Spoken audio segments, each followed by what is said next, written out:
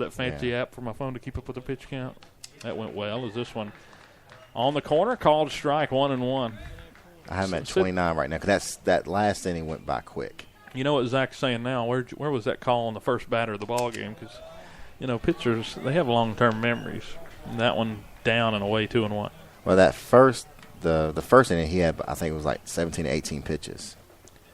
This one late swing on a jammed slider, and it's 2-2. And we talked about with Zach, you get about every pitch that you can make up. You got about 7 or 8 pitches that he can throw, and you run out of fingers to call pitches on. Is this one down and away with a breaker just off the plate? That's a tempting pitch to offer at. It's 3-2, though, and a good eye from Reynolds in the 9 spot for Chatham, working the count full here with 1 down.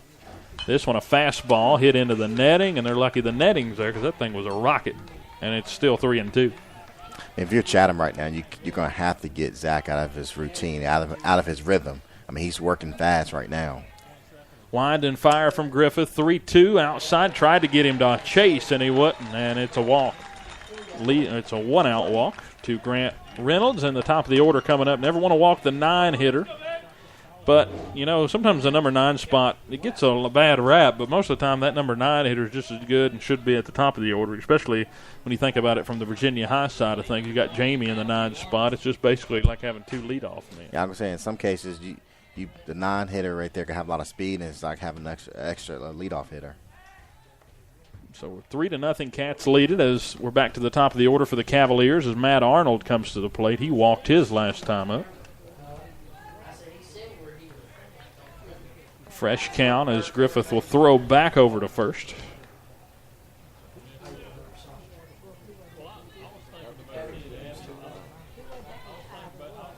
Abingdon winning 2-0 in their ball game.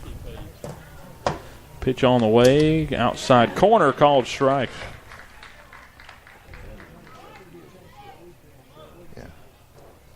So an 0-1 count on Matt Arnold. Griffith winds. This one fouled back off the hands, 0-2. We might have some broadcast issues here, getting our signal out as the Wi-Fi has been a little spotty this afternoon.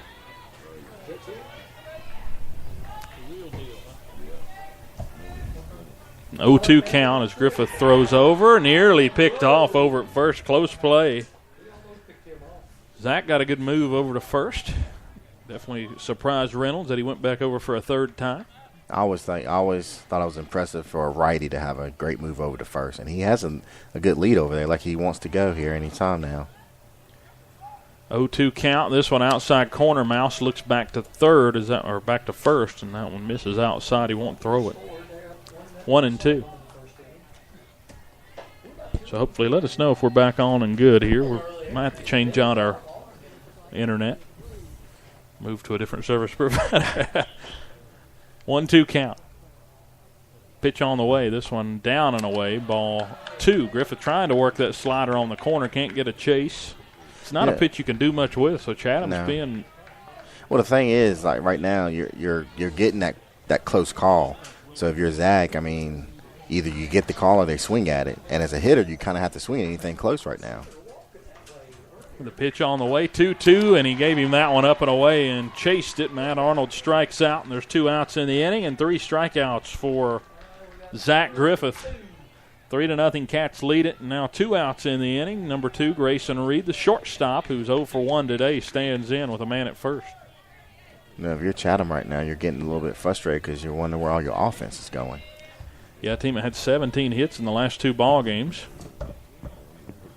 This one inside, ripped down the left field line. Could be extra bases as Dixon can't get to it. It's going to get 1. 1 run will score easily without a throw as they'll cut it off there. Actually, if you go ahead and go to third, go home with it. 1 run scores and cuts it to 3-1. An RBI double from Grayson Reed, and Chatham is on the board here in the bottom of the 3rd. So the shortstop comes through, and Reynolds scores from third easily. And nothing hurt. That was the first hit of the ball game for Chatham, and boy, was it a big one. And nothing hurts there with that throw to home, but you won't get them. I don't want to see that throw again. Simple fact that the ball got away from our catcher. Chatham could be at third right now. Yeah, if they were a little more aggressive. So 2 outs and a runner in scoring position after the double, and 3-1 the Cats lead it, and Graham Dalton will come to the plate. A base hit away from making this a 1-run ball game here in the third. See how Zach's going to work now. Griffith steps off. He's going to ask Jared to come out and talk to him out on the mound. He'll actually meet him in the middle. That's how this works now. I mean, Zach's been really impressive first few innings. Now with a little bit of pressure right now, see how he works through these next few batters if this guy gets on. 3-1 Cats lead it. I believe our internet's back up and running, but if you got a way to contact us, let us know that the stream's working out pretty good. I don't know why it's been like that the last couple of games, but it has, as there's 2 outs in the inning. Pitch on the way. This one misses low like a mouse. He'll come up throwing to third, but sliding in safely under the tag is Reed on the wild pitch. And Graham Dalton now with a 1-0 count can make it a 1-run game if he can come through with a hit here or any sort of wild pitch or pass ball. It's just a little different situation now. You know, we've playing comfortable and not a lot of pressure, and right now you got a runner at third trying to keep him from scoring. Pitch on the way, outside corner, called a strike. 1-1 to count evens up to Graham Dalton. Some part got to speed up his calls here. Jake Waters on deck. Poda Jackie in the hole.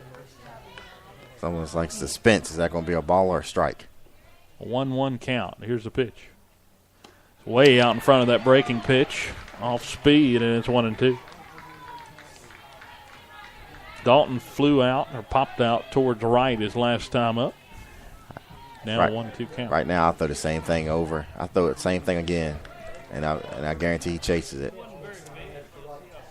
Now Mouse sets up outside, up and away. Now goes back there with a fastball, strike 3, and Griffith gets out of the jam. He was looking fastball, couldn't get it. 1 run in the inning on 1 hit. No errors and 1 left on. They strand a man at third in the inning, and Griffith now has 5 strikeouts on the afternoon as we head to the top of the 4th. Bearcats lead it 3-1 in a quick first few innings of this one, and a 2-run lead for the Bearcats.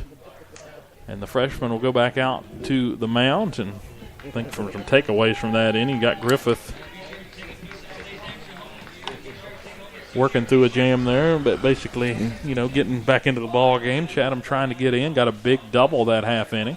Wherever Chatham, that has to give you a little bit of confidence right now. And right now, you look to try to get 3 up, 3 down, and get back and swinging the bats.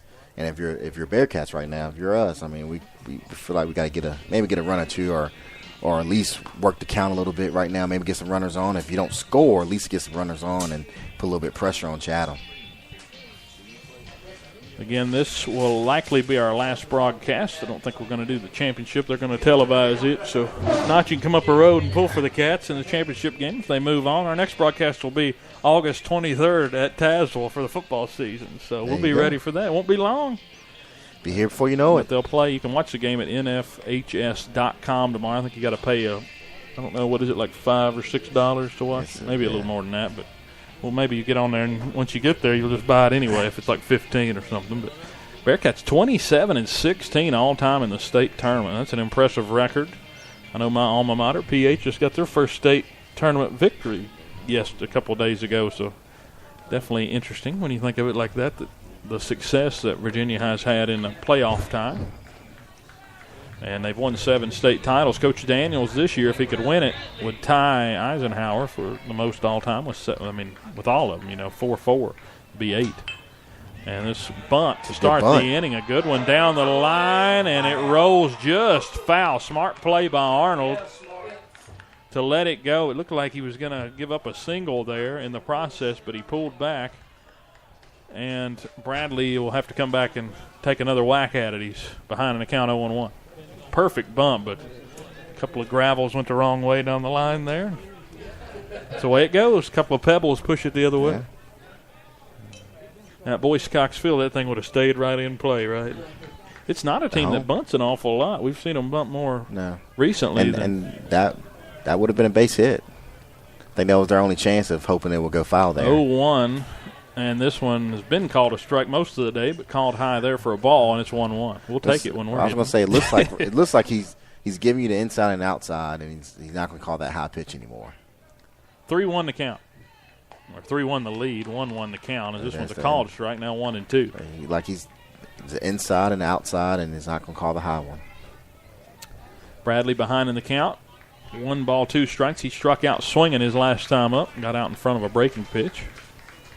1-2 on the way from Lancaster. Outside and a good take. He wanted to offer. No go. 2-2.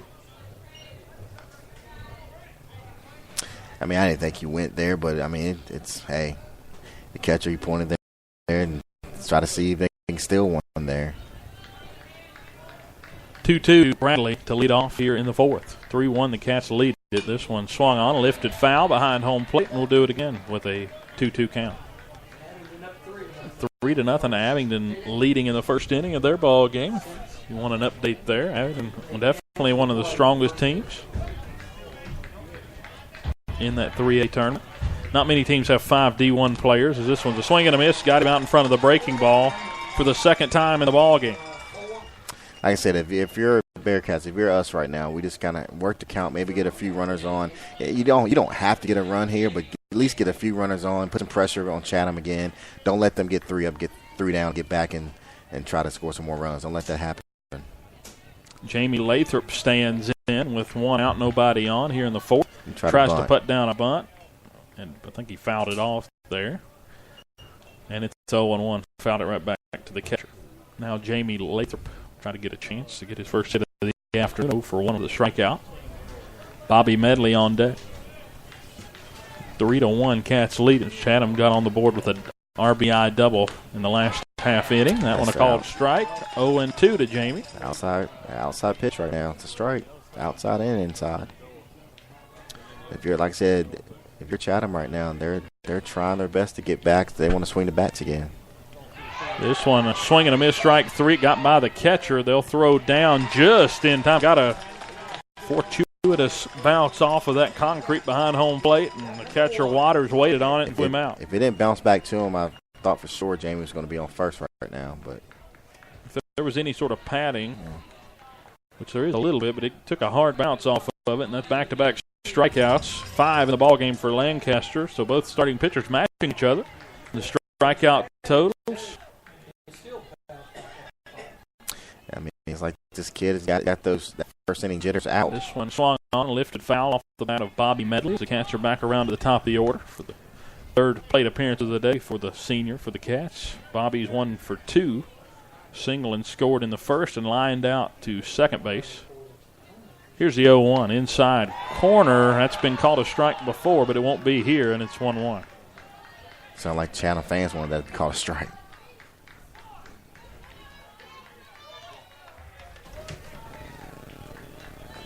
A 1-1 count to Medley. This one inside. Might have been close. Would have been a tough call for the umpire to make, but it was dropped by the catcher Waters, so it's a ball, 2-1. I'm of the belief if the catcher doesn't catch it, it's a ball. I don't care if it's right down the middle. What do you think? It's right down the middle. You can't. I mean, you can't help the catcher didn't catch it. I mean, I understand what you're saying, but you had one job, as you say, right? Yeah, one job. 2-1 count. This one inside over the head. Just lost that breaking pitch. Yeah, you got to take note if you're a base runner right now of how hard that ball. That was just a breaking pitch. It went over the head of Bobby, and it bounced straight back to the catcher. You can almost play putt-putt with it, try to trick somebody into running. But, I mean, you make a good point, though. Like, you got to be smart here. If you're at third base, later in the game, you never know what kind of situation you'll be in. 3-1, and Bobby swings at a jam shot, foul, and it's 3-2. Bobby looks a little frustrated. I think he thought that would be ball 4, but with this umpire, I don't know. Yeah, who knows? But 3-2 count to Bobby. It was in on the hands, but still. He's got to protect. He's been calling that pitch. Here's a pitch to Medley. Inside, this one a chopper towards third. Arnold gloves it. Throws across to Adkins in time and goes 5-3 for the putout. Exactly what Chatham wanted there. And the Cats go 1-2-3 in the fourth inning. As we head to the home half of the fourth, it is 3-1. Virginia High leading as it's 4-5-6 due up for the Cavaliers here on the Bearcat Radio Network. Follow Bearcat Radio on Twitter with the handle @VHS Bearcat Radio. and on Facebook by searching Bearcat Radio for the upcoming broadcast schedule and shows on the flagship screen of Virginia High School.